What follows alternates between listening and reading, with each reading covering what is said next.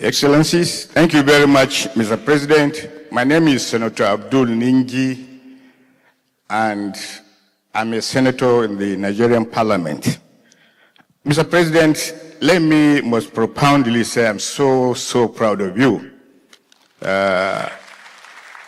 Your opening speech has actually made our days here.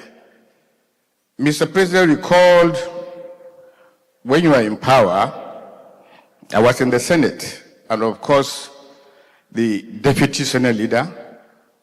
We had majority both in the House of Reps and in the Senate and in the subnationals. That means we had more governors, almost 22 to 21 governors, and almost 473 local governments out of 774 from Nigeria. My question has to do with this scenario of most leaders, particularly in Nigeria, having what you call in the Nigerian parlance, cabal. This cabal are defined as the inner caucus of most head of states or president in Nigeria. And there was this rumor that if the cabal had known you are going to concede to the president, we had this rumor that you would have been drugged so that you will be sleeping for 24 hours. And therefore, there is no way you concede. Secondly, we heard that there was this rumor that they make it almost impossible for you to come out and address the Nigerian nation while conceding. Mr. President, my question is, did you foresee at that material time that there are some interest groups within the presidency and outside the presidency that had that ambition, and therefore you did a fast one on them and quickly concede even before the formal announcement of the official result? That is one angle. The next question has to do with the aftermath. Please kindly conclude. I'm concluding. Mr. President, is there anything that still agitates your mind that you would have actually accomplished as a president, that day in, day out, we keep thinking about it? What specific things will you now share with the audience that you wished to accomplish but did not? Thank you very much. Thank you, distinguished Senator Ningi. Luckily, we are in government at the same time. You are still there, but I've left. In terms of my concession, there are so many stories about it that were not quite right. In terms of the issue of cabal, I don't know, Nigeria, that word cabal has now come to stay in our political vocabulary. But there is nobody who will hold a very high office, even in the private sector, that don't have some key people around him. No matter how knowledgeable you are, you need people to sometimes give you certain suggestions, sometimes look at something differently. So there's absolutely nothing wrong in a president having some key leaders that he can, because not everybody will easily have access to the president. In one way or the other, he may have some friends, some old colleagues, and so on. The problem we have is that, and that's why we use this name cabal and we put some kind of negative connotation to it, because the advice and their suggestions is to their own benefit.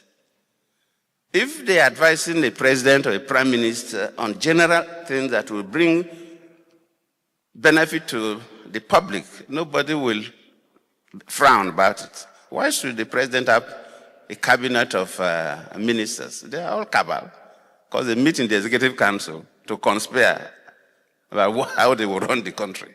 But it's just a larger cabal. So, yes, so presidents have that. I don't really have a cabal by definition. But yes, some elders, some people senior to me who have been in government before me, who have seen it all, from time to time see me to make suggestions. And that is normal for everybody. I remember there was a time I was talking with the first military governor of the old River State, King Spiv, who was a governor at the age of 24, as a military officer. I said that sometimes when he called some of his commissioners and direct them to do certain things, they will turn at him and say, my son will not do it this way.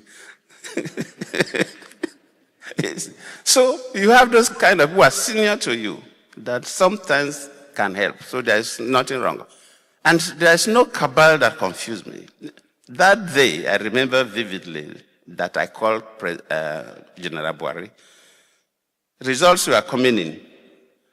Then I witnessed the incident that happened at the National Election Center when Elder Rubebe, who was representing me, challenged Jiga, the chairman of the National Independent Electoral Commission.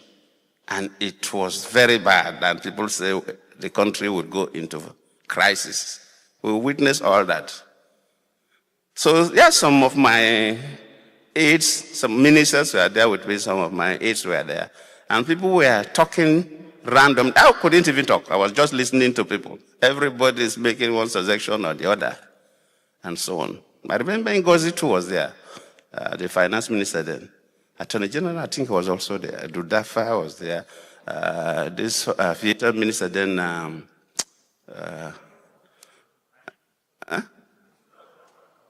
Shidoka. Shidoka was also there and so on. I listened to everybody who was talking. So at a point, I left them and entered to my study down. And I called the control to link me up with President Buhari then. I didn't even tell them. So they linked me up. Then I congratulated Buhari.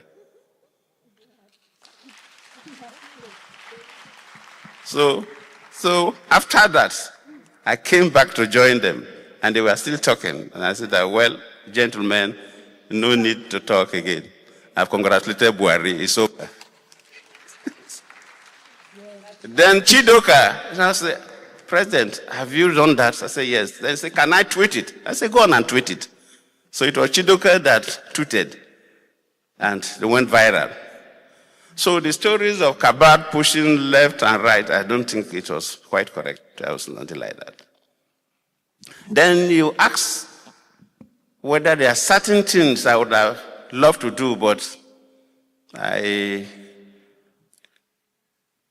couldn't do. Yes, I was there for 5 years. So definitely you cannot exhaust what you will have loved to do for your country. But I don't need to lament over such issues. The people who have taken over will continue to run the country the way they see. Nigeria will continue to look at them and make their own suggestions. I don't want to begin to lament over what I would have done differently or whatever. So thank you for that.